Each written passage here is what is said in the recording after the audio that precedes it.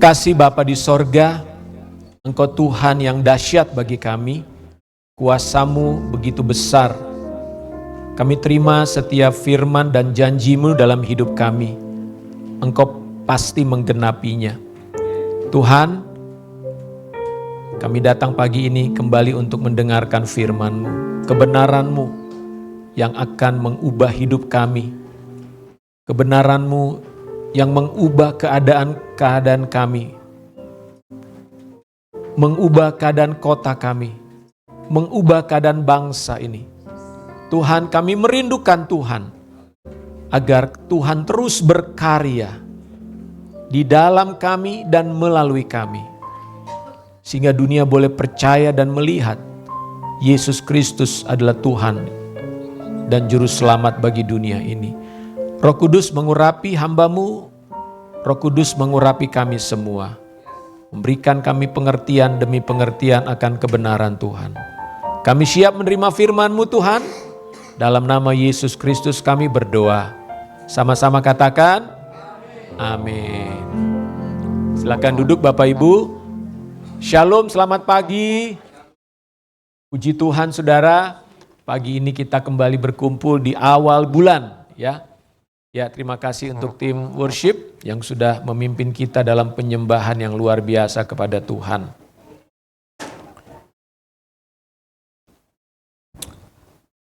Ya, Bapak Ibu Saudara, kita sudah memasuki bulan Agustus. Kalau saudara tahu bulan Agustus itu bulan apa biasanya di Indonesia? Kemerdekaan. Ya, bulan Agustus ini saya mau mengajak kita semua memberikan perhatian yang lebih untuk bangsa dan untuk kota kita. Kenapa? Karena bukan kebetulan saudara dan saya ditempatkan oleh Tuhan di Indonesia. Amin. Tuhan tempatkan saudara dan saya di kota Jakarta. Adakah saudara pernah berpikir dan bertanya, kenapa saya ada di kota ini? Ya, walaupun ada yang dari Tangerang ya. Ada yang mungkin dari Depok. Saya mau bukan orang Jakarta, saya orang Depok. Ya. Saya orang Tangerang, Bekasi. Dimanapun saudara ditempatkan Tuhan untuk tinggal, percayalah bahwa Tuhan memang rencanakan saudara ada di sana. Amin. Sayangnya banyak orang Kristen hanya melihat bahwa dia hanya numpang tinggal. Hanya tempat tidur aja saya di rumah saya. Tetapi mari kita perhatikan bagaimana keadaan kota di mana kita tinggal saat ini saudara. Apakah saudara memperhatikan kalau saudara pulang ke rumah, saudara lihat sekeliling saudara, lingkungan RT di mana saudara tinggal? Apakah saudara memperhatikan lingkungan saudara sehari-hari berjalan dari rumah ke kantor atau dari rumah ke warung? Apakah saudara memperhatikan apa yang ada di lingkungan saudara hari ini? Atau saudara membaca berita, melihat di televisi atau di internet tentang berita-berita apa yang ada di kota kita hari ini. Saya mau mengajak saudara untuk melihat kota kita Jakarta Timur, saudara. Ya, karena gereja kita ini lokasinya di Jakarta Timur. Dan Jakarta Timur di mana kita berada hari ini, khususnya kota Cawang ini berbatasan dengan wilayah Jakarta Selatan. Ya, kalau ke sana sedikit, Rawamangun ke atas sana itu udah Jakarta Utara. Lalu ke sebelah sana Bekasi, ke sebelah sana Bogor, betul? Ya, Depok. Oke, sekarang kalau kita ada di Jakarta dengan 5 wilayah, apakah saudara perhatikan ketika saudara keluar dari wilayah Jakarta Timur, masuk ke Jakarta Selatan, atau Jakarta Utara, apa perbedaan yang saudara lihat? Mungkin saudara tidak terlalu memperhatikan, Tapi sebagai contoh, sebagai gambaran. Kalau saudara tinggal di Jakarta Timur, saudara lebih senang pergi belanja ke mall di mana?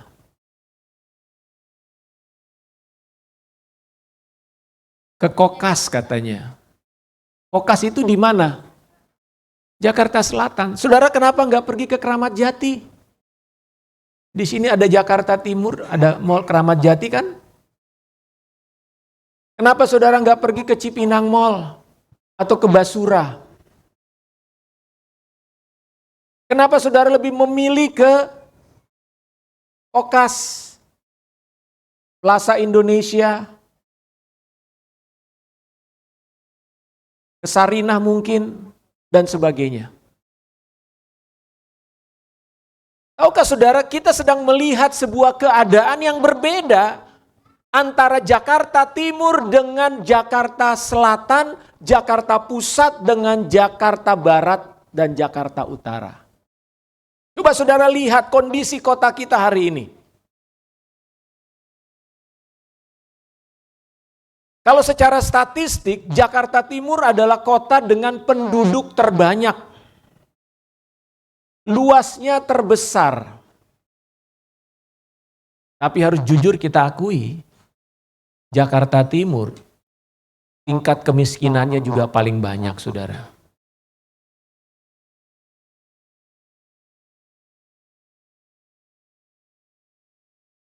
Coba lihat, hampir banyak jalan di Jakarta Timur itu penuh dengan pedagang kaki lima. BKT itu kalau malam, udah kayak pasar malam, saudara. Pedagang kaki lima. Mobil udah nggak bisa lewat di situ. Sampai ada Dufan juga di situ, saudara, pindah. Penuh orang.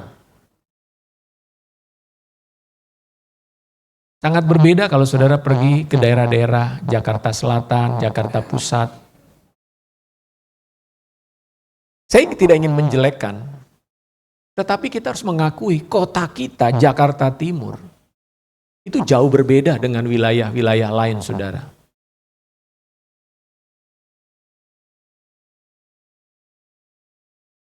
Mana daerah bisnis di Jakarta Timur? Tempat orang berekreasi, ke mall, bawa keluarga. Ada, tapi beda kualitas kan? Kalau saudara pergi ke mall di Jakarta Selatan, ada Plaza Senayan, betul? Saudara belanja ke Jakarta Utara, Kelapa Gading banyak banget mall di sana. Sebetulnya ini menunjukkan keadaan kota yang mungkin kita nggak terlalu memperhatikan itu. Sementara kita tinggal di Jakarta Timur. Tapi Jakarta Timur keadaannya jauh daripada perkembangan. Sekian tahun Jakarta ini, saudara, perkembangan Jakarta Timur dibandingkan wilayah-wilayah lain jauh ketinggalan. Puji Tuhan ini baru dibangun nih rumah sakit baru di sini kan. Sebelah PON. Nih, Rumah Sakit Dr. Mahar Marjono nih, sebelah PON, Pusat Otak Nasional. Kalau kita melihat Jakarta Timur secara peta, apa yang kita lihat Jakarta Timur? Rumah sakit yang baru, yang besar baru satu, ada UKI. Tapi apakah UKI menjadi rumah sakit rujukan? Enggak. Padahal UKI itu rumah sakit lama loh. Orang tidak menyebut UKI untuk rumah sakit. Orang bilangnya Siloam. Betul nggak? Eka Hospital.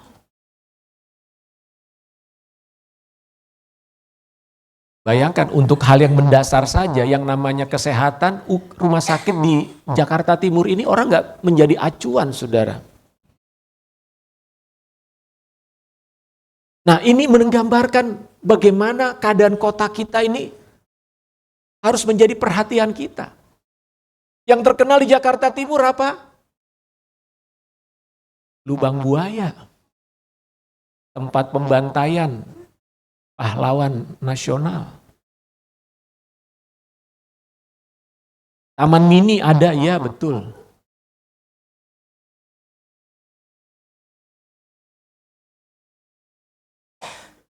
Pangkalan militer banyak di Jakarta Timur, saudara. Ada Kodam 5 di sini, ada Kopassus di Jantung, ada Halim. Halim itu pangkalan militer TNI Angkatan Udara. Mabes TNI di Cilangkap. Nah, saudara tahu kalau ada tentara berarti di sana ada spiritnya apa? Perang, saudara. Jangan heran Jakarta Timur juga terkenal banyak tawuran, saudara. Tawuran pelajar Jakarta Timur sering terdengar. Tawuran warga. Dulu ada tuh tawuran di daerah Matraman sana, namanya daerah Berlan. Itu sering sekali. Warga Berlan dengan warga Palmeriam. Palmera apa? Palmeriam. Berseberangan. Sekarang tawurannya pindah ke Basura. Itu udah berkali-kali, saudara. Jadi kita lihat kondisi Jakarta Timur adalah kota yang kita tinggali, kenyataannya seperti itu. Nah, pertanyaannya, apa peran kita sebagai gereja, sebagai umat Tuhan, sebagai orang Kristen, untuk membawa perubahan bagi kota kita ini? Apakah kita perlu peduli dengan kota di mana kita tinggal? Mari kita baca dulu firman Tuhan dari Yeremia 29. Yeremia 29 ayat 4 dan 7 sampai 7, maaf. Yeremia 29 ayat 4 sampai 7.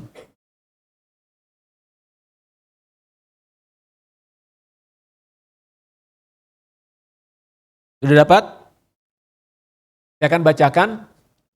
Beginilah firman Tuhan semesta alam, Elohim Israel, kepada semua orang buangan yang diangkut ke dalam pembuangan dari Yerusalem ke Babel.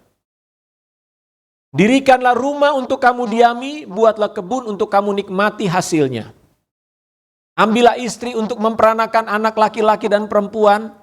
Ambilkanlah istri bagi anakmu laki-laki dan carikanlah suami bagi anakmu perempuan, supaya mereka melahirkan anak laki-laki dan perempuan, agar di sana kamu bertambah banyak dan jangan berkurang. Kita baca sama-sama 7, 2, 3. Usahakanlah kesejahteraan kota kemana kamu aku buang, dan berdoalah untuk kota itu kepada Tuhan, sebab kesejahteraannya adalah kesejahteraanmu.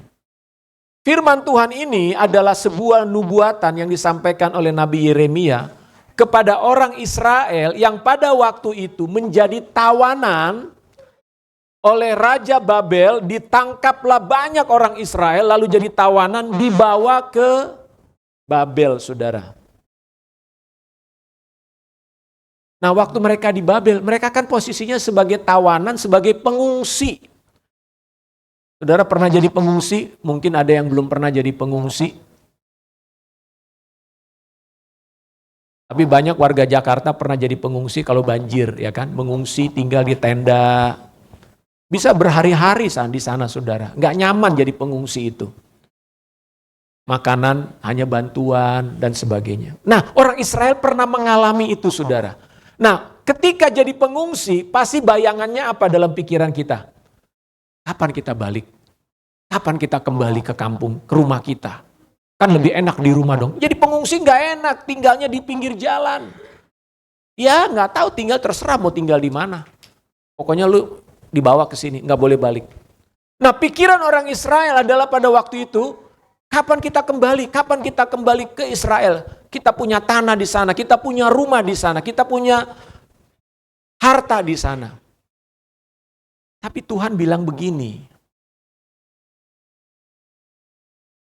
dirikanlah rumah untuk kamu diami, buatlah kebun untuk kamu nikmati hasilnya. Jangan berpikir kamu akan pulang cepat, enggak. Aku yang bawa kamu ke Babel ini, supaya apa? Kamu tinggal dulu di sini, dan kamu tinggal di sini gak sebentar.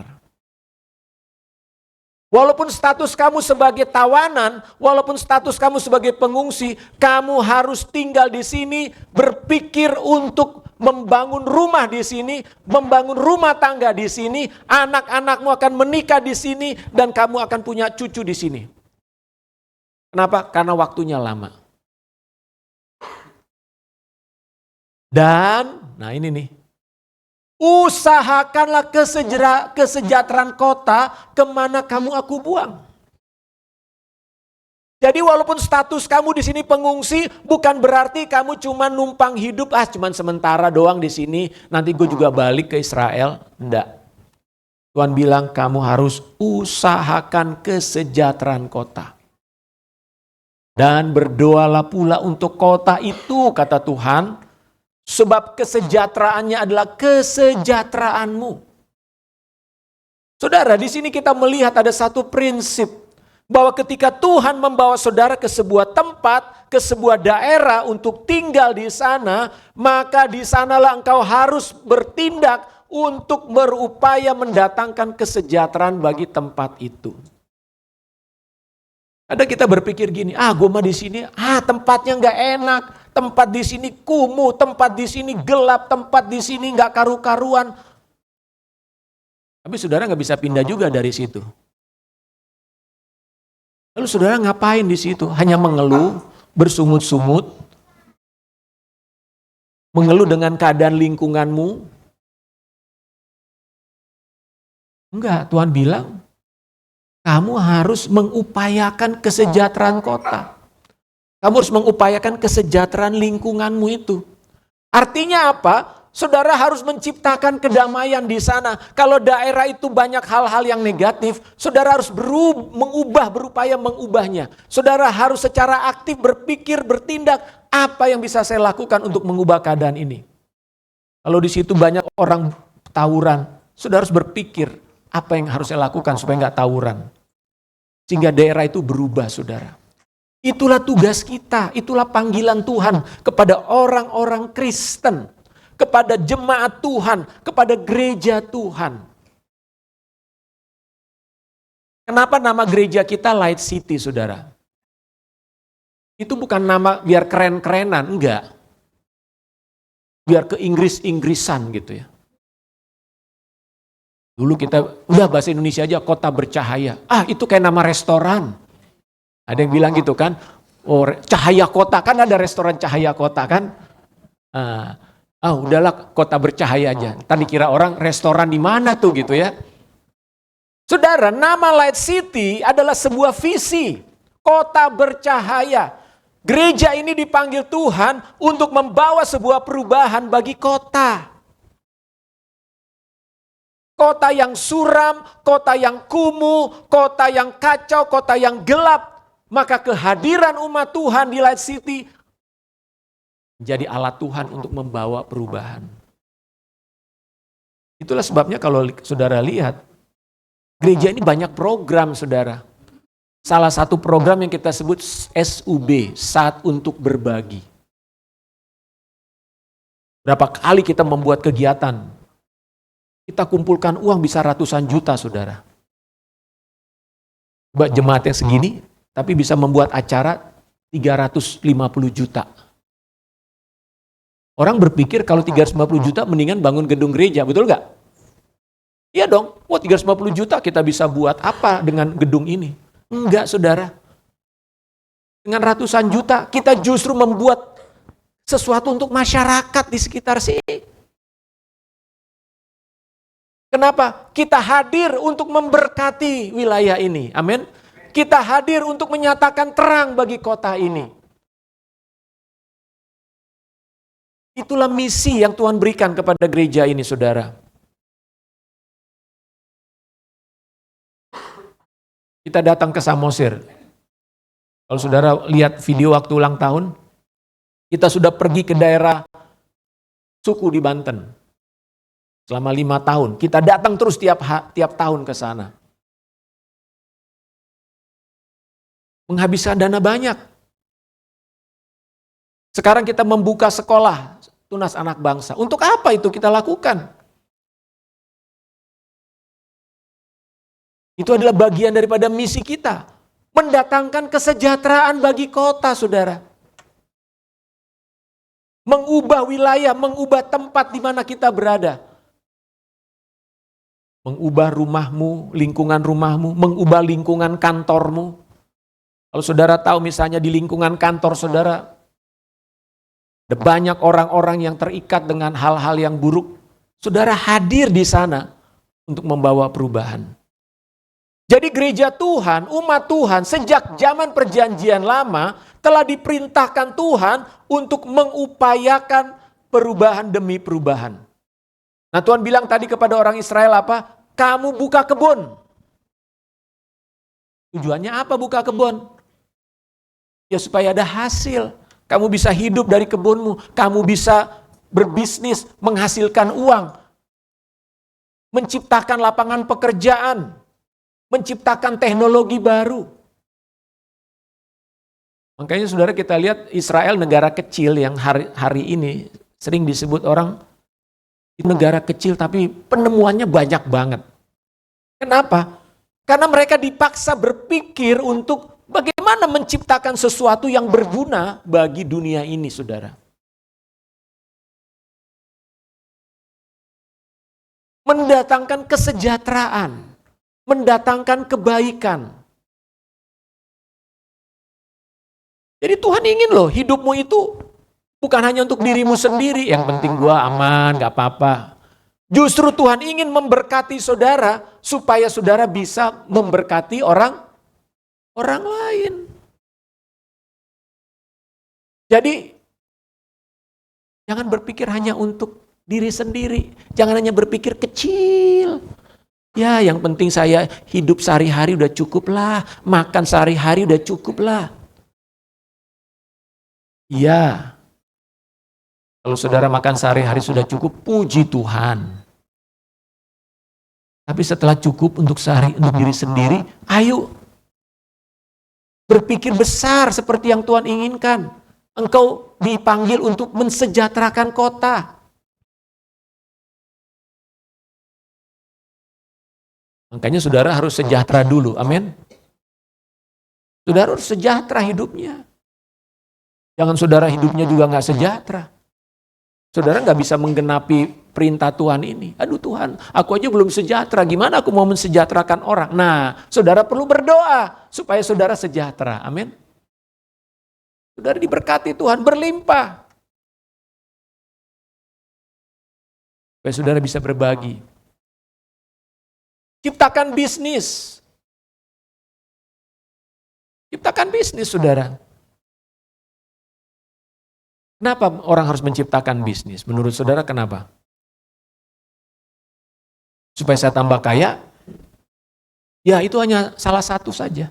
Tapi kalau tujuannya hanya untuk supaya saudara kaya, terus kekayaannya memang buat apa? Bisnis itu mulia, saudara. Kenapa? Dengan adanya bisnis ada orang bekerja, betul nggak? Coba bayangkan, kalau di Indonesia ini nggak ada perusahaan, artinya nggak ada pebisnis. Terus kita kerjanya apa? Petani. Petani itu juga pebisnis. Kan nggak mungkin seorang petani bekerja untuk merawat atau mengelola 10 hektar tanah. Dia pasti butuh orang kan? Bisnis adalah cara yang Tuhan inginkan untuk mendatangkan kesejahteraan. Bagi yang melakukan bisnis dan juga bagi masyarakat di sekitarnya. Jadi kita melihat segala sesuatu yang Tuhan katakan, sebetulnya tujuannya apa? Supaya ada kesejahteraan. Karena kerajaan sorga adalah kesejahteraan. Amin.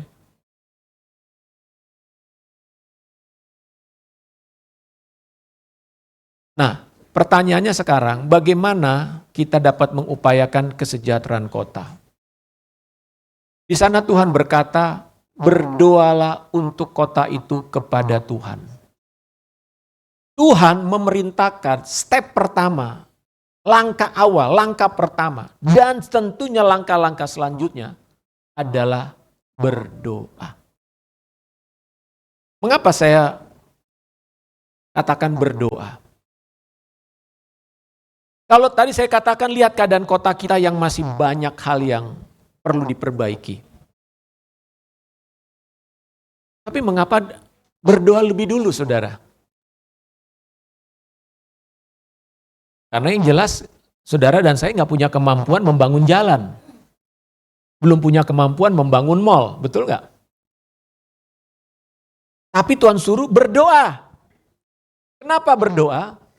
Karena doa berarti kita masuk ke dalam campur tangan Tuhan. Saudara tahu bahwa yang namanya dunia rohani itu mempengaruhi dunia fisik. Apa yang terjadi di dunia fisik yang kita lihat hari ini, itu sebetulnya adalah cerminan dari apa yang terjadi di dunia rohani, di alam roh.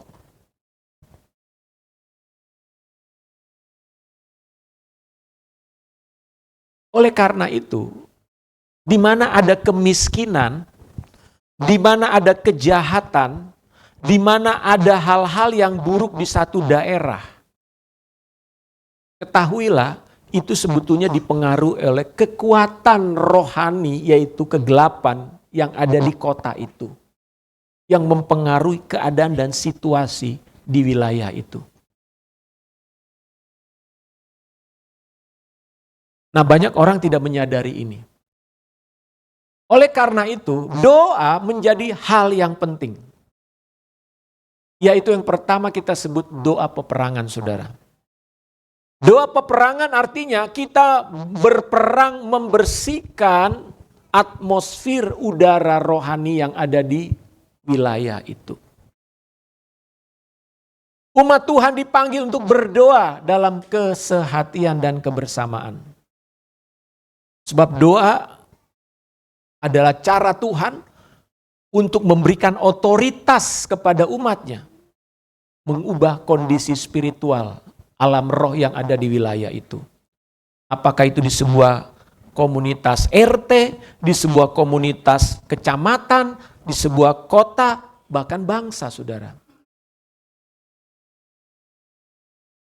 Tuhan Yesus pernah berkata dalam Matius 16 ayat 19, kepadamu akan kuberikan kunci kerajaan sorga.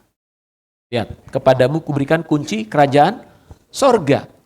Apa yang kau ikat di dunia ini akan terikat di sorga. Apa yang kau lepaskan di dunia ini akan terlepas di sorga. Tuhan memberikan otoritas, itu kunci lewat doa, saudara. Waktu saudara berdoa dan berkata di bumi ini, segala kekuatan roh jahat yang ada di langit Jakarta ini, penguasa-penguasa, penghulu-penghulu udara yang ada di wilayah Cawang dan sekitarnya, kami runtuhkan, kami ambil otoritasmu, kami patahkan kekuatanmu dalam nama Yesus. Saudara, doa peperangan itu nyata, saudara. Peperangan rohani itu sesuatu yang real. Jangan saudara bilang peperangan itu adanya di Timur Tengah sana. Oh, peperangan itu adanya di Ukraina dan Rusia. Peperangan rohani ada di tengah-tengah kita, bangsa kita, di kota kita. Makanya lihatlah berapa banyak orang yang hidup di dalam kegelapan. Kenapa ada orang diomongin, dikasih tahu, nggak ngerti-ngerti. Betul? Kenapa anak remaja sudah dinasihati, jangan tawuran, tetap tawuran. Apakah saudara pikir dia orang yang bebal? Bukan, karena roh jahat sedang menguasai dia. Pikirannya, hatinya sedang dikendalikan oleh roh jahat. Kenapa korupsi terus ada di bangsa ini, walaupun sudah banyak pejabat ditangkap? Undang-undang sudah ada. Kenapa korupsi terus belum habis-habis? Sulit diberantas. Karena ada roh jahat yang menguasai hati bangsa ini. Sehingga keinginan korupsi itu sesuatu yang dianggap normal. Suap menyuap dianggap normal, saudara. Kenapa? Karena roh jahat menguasai hati manusia. Penjara tidak bisa membawa perubahan bagi Indonesia, saya katakan. Biarpun semua koruptor ditangkepin, penjara itu tetap akan tetap ada korupsi, saudara. Mungkin korupsinya lebih canggih sehingga nggak ketahuan.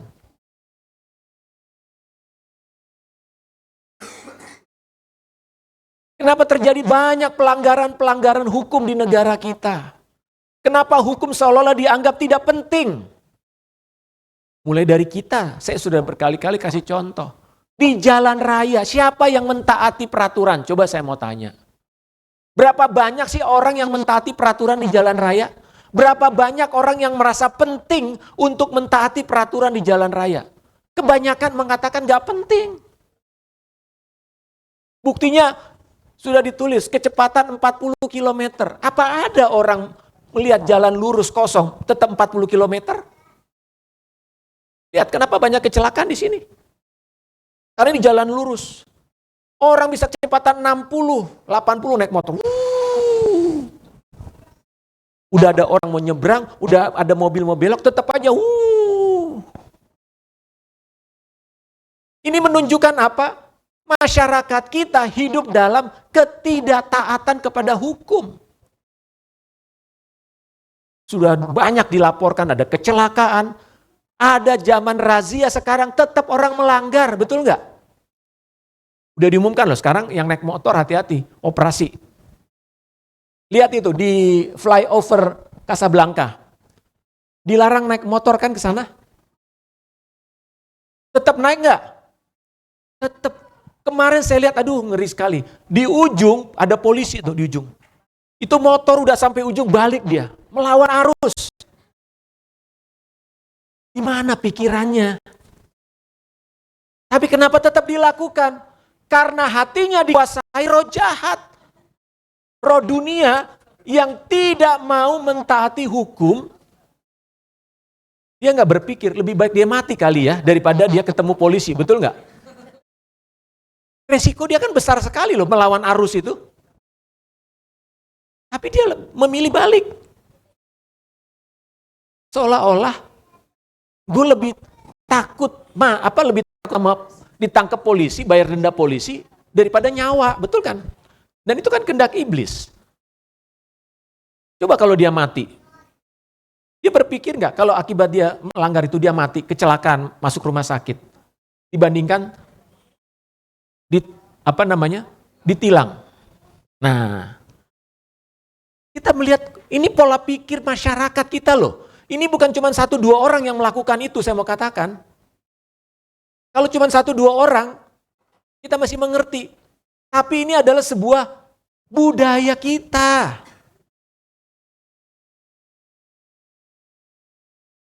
Artinya, ini kekuatan roh jahat yang menguasai. Kita bukan kekurangan hukum. Kita bukan kekurangan peraturan. Kita bukan kekurangan pengajaran.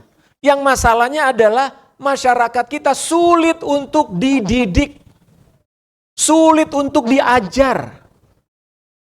Coba, pernah nggak merasa sama anaknya ngajarin sesuatu, kok nggak ngerti-ngerti ya? Kalau masih kecil oke lah. Udah gede juga nggak ngerti-ngerti juga.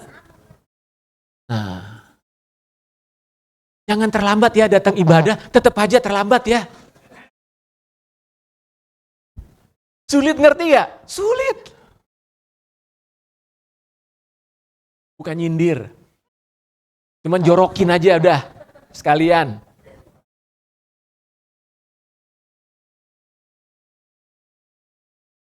Sadarkah kita saudara?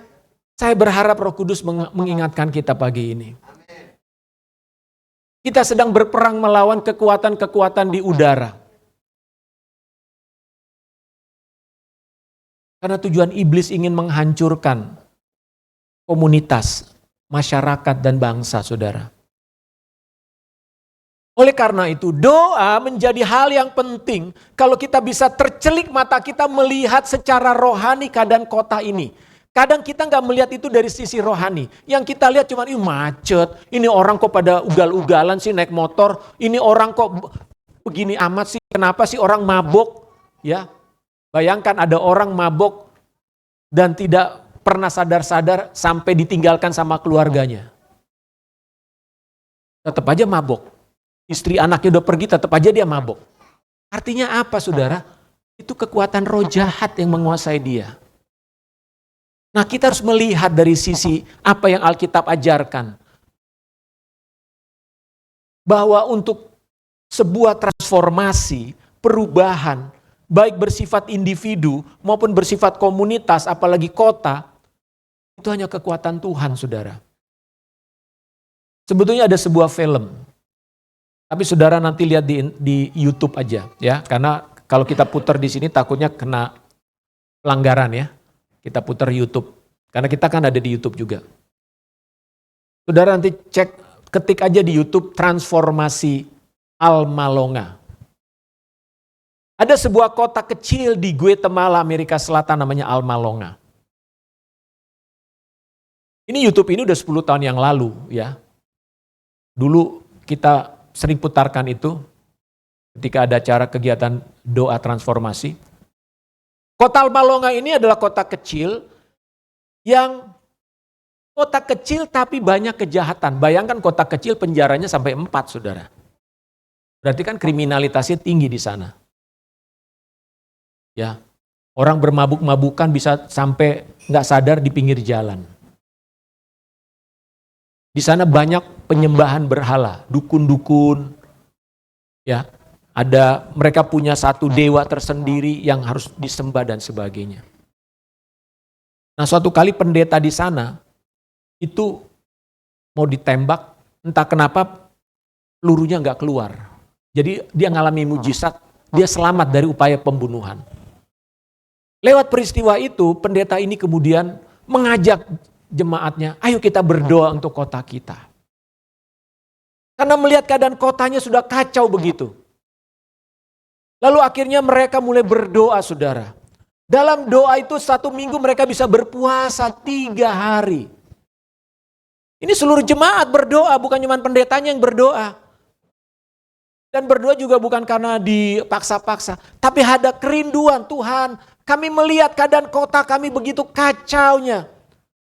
Mereka mulai terbeban berdoa, meminta lawatan Tuhan atas kota ini. Lalu kemudian apa yang terjadi? Ada orang sakit datang ke gereja itu. Dan orang sakit ini mengalami mujizat. Lewat mujizat itu, saudara, ternyata terjadi sebuah kegerakan rohani. Banyak orang mulai berdatangan ke gereja itu. Tapi bukan hanya ke gereja itu saja, gereja-gereja lain juga orang mulai berdatangan. Orang mulai haus akan Tuhan. Orang mulai rindu kepada Tuhan. Terjadi kebangunan rohani, gereja-gereja penuh. Nah, kebangunan rohani berdampak kepada apa, saudara? Kota itu mengalami penurunan tingkat kriminalitas. Tiap tahun jumlah kejahatan makin menurun, sampai 4 penjara itu ditutup. Nggak ada lagi orang yang ditangkap, saudara. Bayangkan. Proses ini tentu gak terjadi sebulan 2 bulan, bertahun-tahun. Tapi jemaat orang Kristen di sana berdoa sampai disebut di sana adalah kota tempat orang lahir baru. Wah, bayangkan, saudara. Dampak yang kedua apa? Hasil pertaniannya bertambah.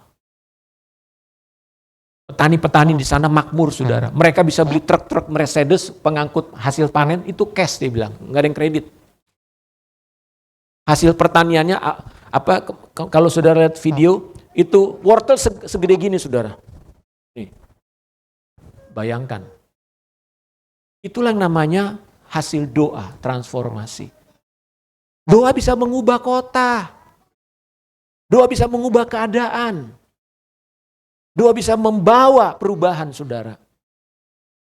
Oleh karena itu, mari kita sebagai umat Tuhan di kota Jakarta Timur, kita mulai dari Light City, amin.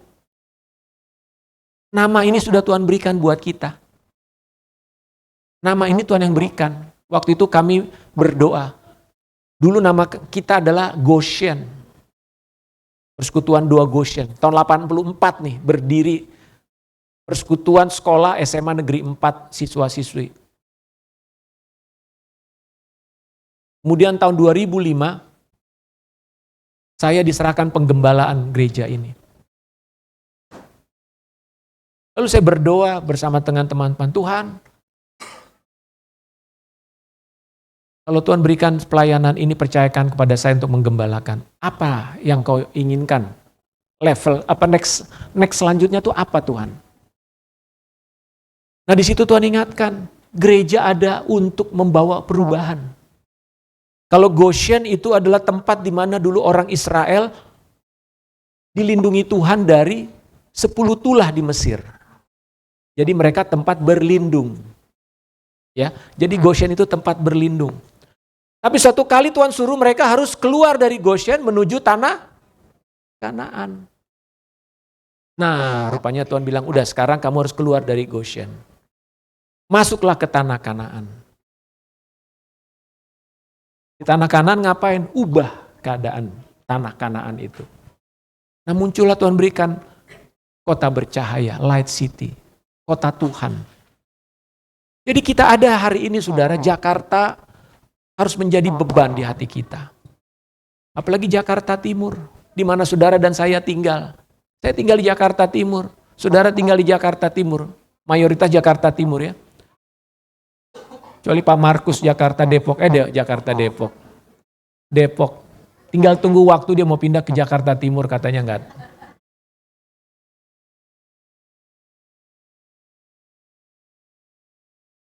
Saudara mau berdoa untuk Jakarta?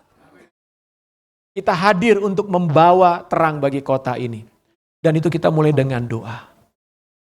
Saudara kalau rindu melihat perubahan atas kota kita, saudara rindu melihat tempat ini saudara lihat kalau dari luar seperti apa?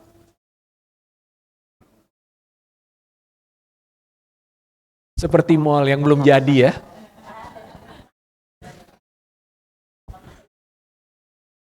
Saudara percaya bahwa doa kita bisa mengubah tempat ini? Amin. Ya, saya percaya. Tapi doa kita harus bersama-sama. Doa kita harus menyatu. Doa kita harus sepakat. Hati kita harus menyatu. Tuhan, kami mau ada kegerakan rohani di kota ini.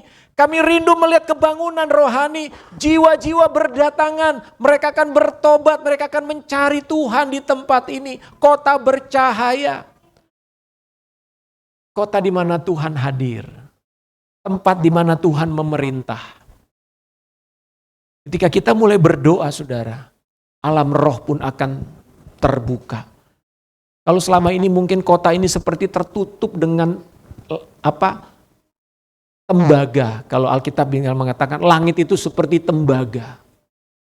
Tanah itu seperti besi, bayangkan tembaga di atas, besi di bawah. Wah itu gimana kondisi lokasi yang seperti itu. Tapi ada doa umat Tuhan, langit pun terbuka. Berkat dicurahkan, pertobatan akan terjadi. Orang-orang yang tadinya keras hati mulai lembut. Tiba-tiba kita bisa melihat orang-orang tiba-tiba naik motornya lebih tertib. Saudara kebayang gak? Walaupun macet, tapi orang tertib. Kalau ada ketertiban kita kan tenang kan? Kita naik mobil aja takut loh. Aduh, ini kapan nih mobil gue diserempet nih? Yang naik motor juga sama. Tapi kalau semua orang dalam pengendalian diri, ya, orang gak takut terlambat, orang gak takut kecelakaan, orang gak takut kerampokan. Ada tenang. Saudara bekerja juga tenang, gak stres. Di jalan aja stres saudara. Bukan soal kemacetannya, lebih karena apa? Ini, kanan kiri nih. Oleh karena itu, mari bulan Agustus ini saya mau mengajak kita berdoa untuk kota. Berdoa untuk bangsa. Minggu depan Bu Odi yang akan khotbah. akan menyampaikan bagaimana anak-anak juga bisa menjadi pasukan doa. Bukan hanya orang dewasa, tapi anak-anak pun bisa menjadi pendoa-pendoa. Nah, pastikan minggu depan saudara hadir. Supaya anak-anak saudara bisa dilatih menjadi pendoa-pendoa juga. Amin, saudara. Jadi, mari kita lebih bergiat berdoa. Saya mendorong saudara, ayo kita mengambil waktu untuk berdoa setiap hari di rumah untuk kota kita. Hari Jumat kita berdoa di sini, berdoa syafaat. Bersama-sama kita berseru kepada Tuhan. Kita akan lihat terobosan-terobosan. Saudara doakan lingkunganmu, RT-mu, RW-mu, lingkungan RT, RW-mu. Kelurahanmu, doakan saudara. Doakan kecamatan. Doakan tempat-tempat yang saudara lihat ini daerah-daerah rawan. Makanya kita kenapa perlu ada doa keliling. Ya, karena kita sedang menyerbu daerah-daerah tersebut. Jadi doa keliling itu bukan sesuatu yang asal-asal. Ada tujuannya saudara. Karena kita datang ke sana kita berdoa, Tuhan datangkan kerajaan-Mu di tempat ini. Amin. Tuhan Yesus memberkati. Mari kita berdoa, namun sebelumnya kita mau menyanyikan satu pujian.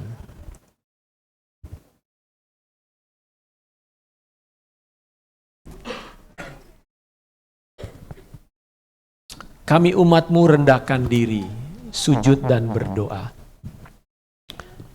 Haleluya.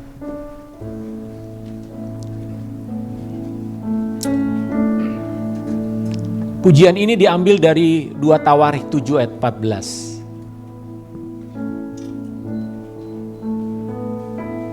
Kami umat-Mu rendahkan diri, sujud dan berdoa,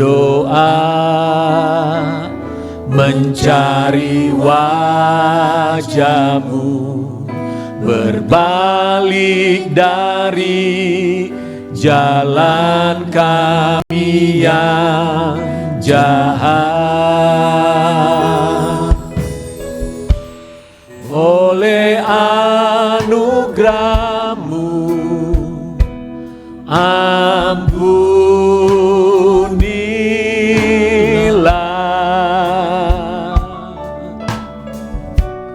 Oleh anugerah-Mu, pulihkanlah Tuhan, pulihkan Bapa, pulihkan,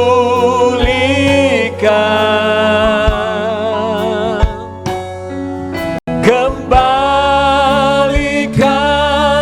bangsa kami kepadamu,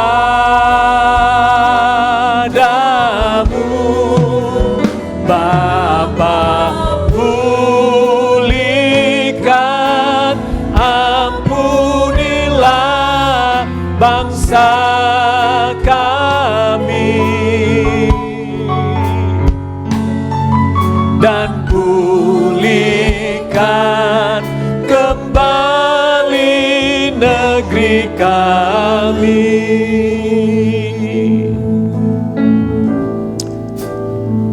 Dalam 2 Tawarikh 7 ayat 14, ketika itu Salomo membangun bait suci.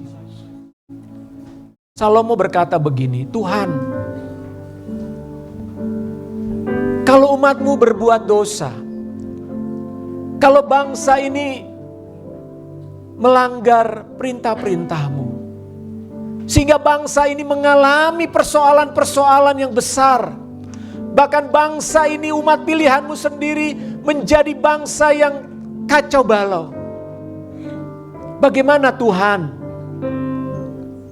Tuhan bilang, kalau umatku yang atasnya namaku disebut, mereka bertobat, merendahkan diri, berbalik dari jalan-jalan mereka yang jahat, dan berdoa kepadaku, maka aku akan memulihkan bangsa ini.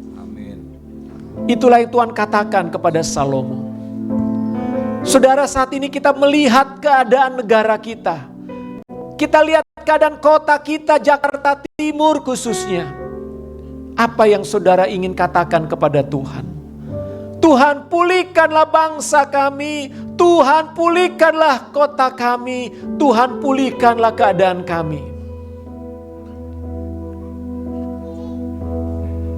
Lagu ini mengajak saudara dan saya memohon kepada Tuhan dengan merendahkan diri. Dan tentunya kita mau bertobat juga dari jalan-jalan kita yang jahat. Lewat saudara dan sayalah Tuhan akan bekerja. Lewat dirimu yang berdoa kepada Tuhan, Tuhan akan menjawab doamu. Kota ini akan dipulihkan, kota ini akan diubahkan. Keadaan kota yang miskin akan diberkati oleh Tuhan. Keadaan kota yang kacau, penuh dengan kekerasan, penuh dengan kebodohan, Tuhan akan ubahkan menjadi kota yang penuh dengan berkat. Karena ada orang-orang, yaitu umat Tuhan yang berdoa. Mari kita merendahkan diri di hadapan Tuhan. Kita berseru berdoa, Tuhan, pulihkan kota kami, pulihkan negeri kami. Mari kita nyanyikan pujian ini. Kami umat-Mu, rendahkan diri, sujud dan berdoa, mencari wajah-Mu, berbalik dari jalan kami yang jahat. Oleh anugerah-Mu, ampunilah.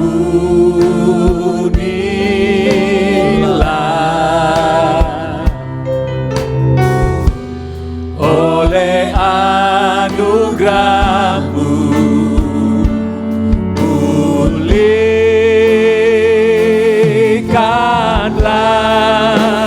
Tuhan, pulihkan. Bapa, pulihkan.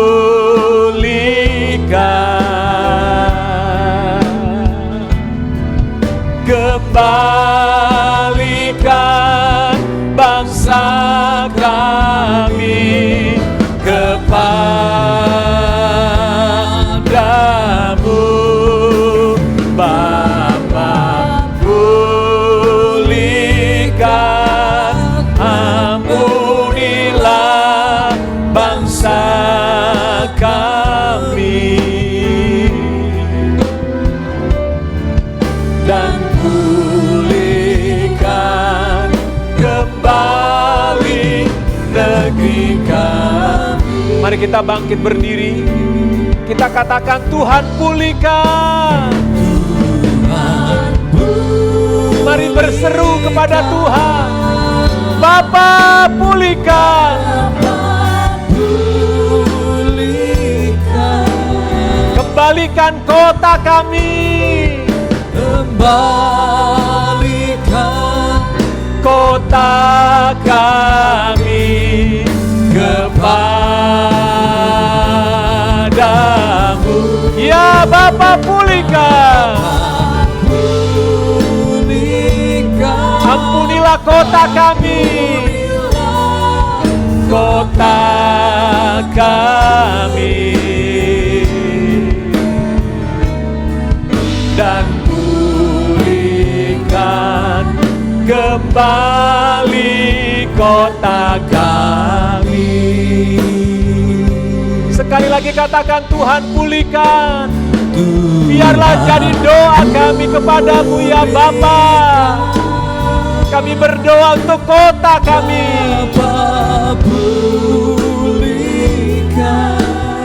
Kembalikan kota kami Tuhan. Kembalikan kota kami kepadamu.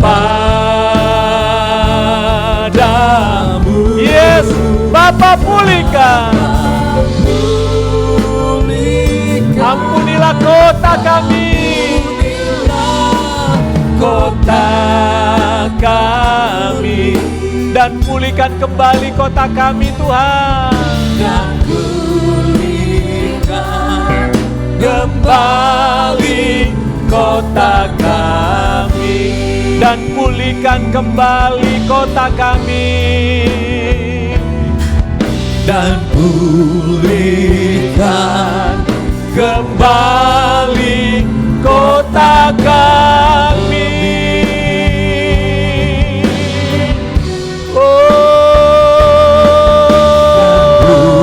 Pulihkan kembali kota kami. Yes, haleluya. Mari angkat suara saudara, berdoa untuk kotamu, berdoa untuk lingkunganmu, berdoa untuk kesejahteraan kota, berdoa agar tidak ada lagi kejahatan, berdoa tidak ada lagi korupsi, tidak ada lagi kedamaian bagi kota, tawuran-tawuran. Damai sejahtera Tuhan bagi Pulihkan kota kami Tuhan, selamatkan kota kami. Bersihkan kota kami dari segala kejahatan, dari ketidaktaatan kepada hukum. Pulihkan keluarga-keluarga, pulihkan rumah tangga di kota ini Tuhan. Jakarta Timur khususnya Bapa. Yesus, Yesus, Engkau berdaulat atas kota ini. Engkau berdaulat atas kota ini. Engkau bertahta atas kota ini. Kami menghancurkan segala penghulu-penghulu udara di kota ini. Kami meruntuhkan benteng-benteng kegelapan di kota ini. Kami menghancurkan segala penyembahan berhala di kota ini. Di dalam nama Yesus Kristus. Oh radashera labaya radashera karalabalamala. Kota ini menjadi kudus bagi Tuhan. Kota ini menjadi suci bagi Tuhan. Haleluya, haleluya. Kota ini dibersihkan daripada segala kejahatan, daripada segala roh kemiskinan, roh kebodohan.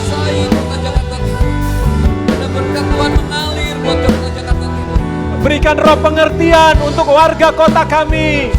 Berikan ketaatan kepada warga kota kami. Pengertian yang benar akan firman. Pengertian yang benar akan hukum-hukum-Mu ya Tuhan. Kami berdoa untuk kota ini. Haleluya Yesus Tuhan. Mari kita lepaskan berkat atas kota Jakarta. Jakarta Timur. Shalom buat kota Jakarta Timur. Biarlah Tuhan mendatangkan kesejahteraan bagi kota ini. Amin. Tuhan datangkan kemakmuran bagi kota ini. Tuhan mendatangkan keamanan, kedamaian bagi kota ini. Tuhan datangkanlah ketertiban atas kota ini. Tuhan memberkati pelajar-pelajar di kota ini. Tuhan memberkati para pelajar dan mahasiswa. Tuhan memberkati bisnis di kota Jakarta Timur. Kota Timur, Jakarta Timur akan berubah menjadi kota yang makmur dan sejahtera. Yes, amin Tuhan. Haleluya, haleluya. Diberkatilah kota. Mari berkati gereja-gereja Tuhan di kota ini. Tuhan berkati gereja-gereja yang Berkatilah, bangkitkanlah gereja Tuhan di kota ini. Bala pemimpin-pemimpin gereja bersama. Biarlah pemimpin-pemimpin gereja boleh bangkit. Yes. Umat Tuhan boleh bangkit. Haleluya. Menjadi terang, menjadi cahaya bagi kota ini. Tuhan pakai kami, gerejamu, Light City Ministry. Tempat ini diberkati oleh Tuhan. Tempat ini diubah oleh Tuhan menjadi Christian Center. Tempat di mana umatmu akan datang berbondong-bondong di tempat ini untuk menyembahmu ya Tuhan. Di tempat ini namamu ditinggikan dan dimuliakan. Tempat ini diubahkan oleh Tuhan Segala kutuk yang ada di atas tempat ini kami batalkan, kami patahkan dalam nama Yesus Kristus. Urabata shikara labaya namasya. Terima kasih Tuhan, terima kasih. Mari saudara berdoa untuk keluargamu. Biar keluargamu juga mengalami transformasi. Keluargamu juga mengalami perubahan. Berdoa untuk rumah tanggamu saudara. Berdoa untuk pekerjaanmu. Berdoa untuk kantormu. Biarlah tempat engkau bekerja, di sana juga ada hadir kerajaan sorga. Biarlah karyawan-karyawan di sana bekerja dengan baik. Pimpinan-pimpinan perusahaan, pimpinan-pimpinan organisasi di mana saudara ada, pemilik-pemilik perusahaan, mereka juga berupaya dengan benar dalam menjalankan bisnis mereka. Tidak ada kecurangan, tidak ada penipuan. Saudara berdoa untuk perusahaanmu. Kepada kalian yang masih pelajar, doakan sekolahmu, doakan kampusmu saat ini, supaya di sana Tuhan hadir. Tuhan menjamah hati para mahasiswa-mahasiswa, teman-teman sekolahmu, dosen-dosenmu, guru-gurumu, doakan mereka. Tuhan, biarlah tempat di mana kami berada, Tuhan ubahkan. Yes, amin. Engkau berkati ya Tuhan. Terima kasih. Terima kasih Yesus, terima kasih. Kami bersyukur Tuhan. Genapi firman-Mu, genapi firman-Mu. Haleluya.